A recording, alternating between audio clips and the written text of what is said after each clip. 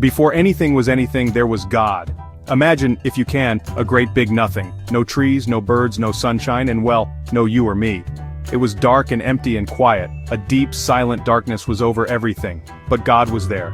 And God had a wonderful plan. He was getting ready to make something amazing. His plan was not a small plan. It was a plan for the whole wide world and everything that would ever be in it. He was going to fill the emptiness with light and life and laughter. His heart was just full of love and he wanted to share it. God's spirit, like a gentle wind, hovered over the dark, quiet waters. It was waiting. Everything was waiting. The whole universe was holding its breath, just waiting for God to speak. God wasn't going to use his hands like a builder or a potter. He was going to use something much more powerful. He was going to use his words. Every word he spoke was full of power and life. He would just say what he wanted to happen, and it would happen. This was the very beginning of the best story ever told, the story of God and his children.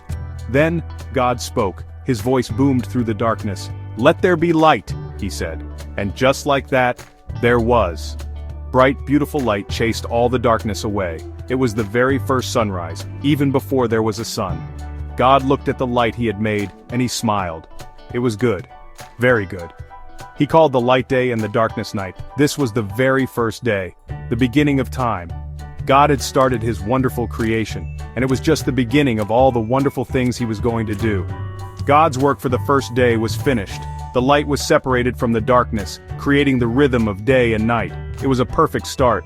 This wasn't just any light, it was a special light created by God's own command.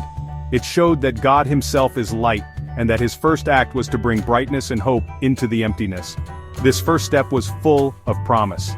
It was a sign that God's plan was to fill the world not with shadows, but with his goodness and glory. The first evening came, and the first morning passed. One day was done. On the second day, God looked at the big, watery emptiness and spoke again. "Let there be a space to separate the waters," he commanded, and poof! A great big space appeared right in the middle of all the water. It was like a giant, beautiful dome. God called this space sky. He pushed some of the water up high above the sky and left the rest of the water down below. Now there was a beautiful blue sky stretching out over the world. God looked at the big, wide sky he had made, and he saw that it was good. Another perfect day was complete.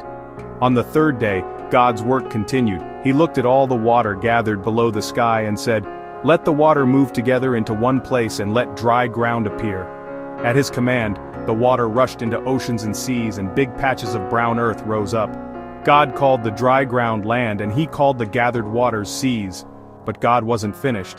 He looked at the new bare land and said, "Let the land sprout with plants."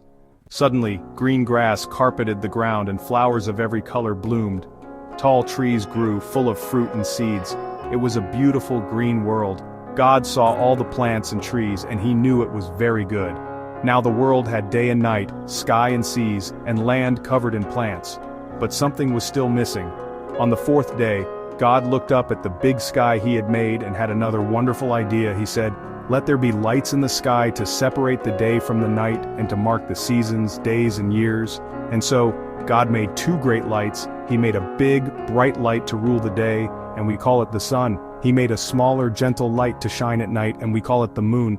God wasn't done just yet. He wanted the night sky to be extra special, so he took handfuls of sparkly dust and scattered them all across the dark sky. They became the stars, millions and billions of twinkling stars, shining like tiny diamonds. Now the world had a bright sun for daytime play, and a gentle moon and sparkling stars for nighttime dreams. God looked at the sun, the moon, and all the twinkling stars. He saw how they filled the sky with beauty and light, and he smiled. It was all so good. On the fifth day, the world was beautiful, but it was also very quiet. God decided it was time to fill it with sound and movement. He looked at the big blue seas and spoke, "Let the waters be filled with living creatures." And suddenly, the oceans and rivers were teeming with life. Tiny fish and giant whales, wiggly eels and graceful dolphins. Creatures of all shapes and sizes swam and splashed in the water. Then God looked up at the sky and said, "Let birds fly above the earth across the great sky." And just like that, the air was filled with birds, singing sweet songs as they soared and swooped. God saw all the fish and birds and it was good. The sixth day was a very busy and special day. God looked at the green land and said, "Let the land be filled with living creatures." At his word, animals began to appear all over the world. There were big, stomping elephants and tall, graceful giraffes. There were fast-running cheetahs and slow, crawling turtles. There were fluffy sheep in the fields and roaring lions in the jungles. Every kind of animal you can imagine, from tiny insects to giant bears, came to life. The world was now full of wonderful creatures, big and small, crawling and running and hopping. God looked at all the animals, and he saw that they were good. But God had saved the most special part of his creation for last. He said, "Let us make people in our own image to be like us." So God took some dust from the ground, and he lovingly shaped the first man. Then he breathed his own breath, his life, into the man, and the man became alive. His name was Adam. God saw that Adam was alone, so he made a helper for him. He created the first woman, Eve, to be his friend. God made people to be like him, to love, to create, to dream, and to take care of his beautiful world.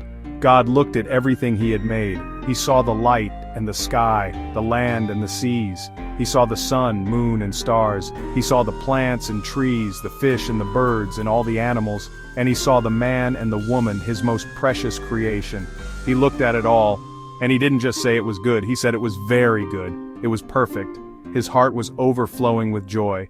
His wonderful plan had come to life, and it was more beautiful than anyone could ever imagine. The sixth day was finished. After 6 busy days of creating, God's work was complete. The world was finished.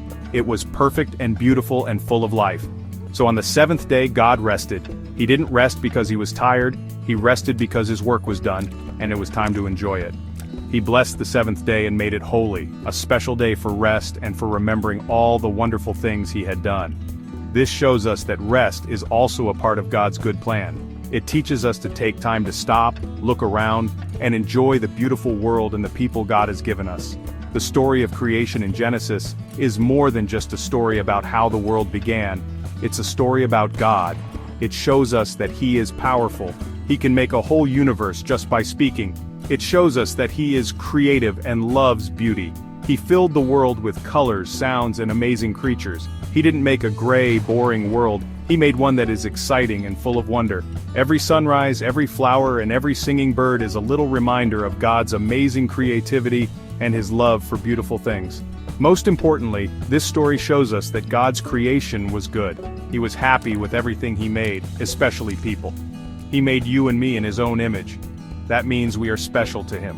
We are the most important part of his creation. He made us to know him, to love him, and to take care of his world. When we look at a starry night or a beautiful mountain, we can remember that the same God who made all that also made us and loves us very much. It's a story that fills our hearts with wonder. This story from the very beginning of the Bible is like the opening chapter of God's great rescue plan. It tells us that God made a perfect world because he loves us. Even when things in our world seem broken or sad, this story reminds us that it wasn't always this way. God's plan from the very start was for goodness, beauty, and love. It gives us hope that he is still at work, making all things new. It's a promise that the God who created everything out of nothing is powerful enough to bring light into our own dark places and make our lives beautiful too.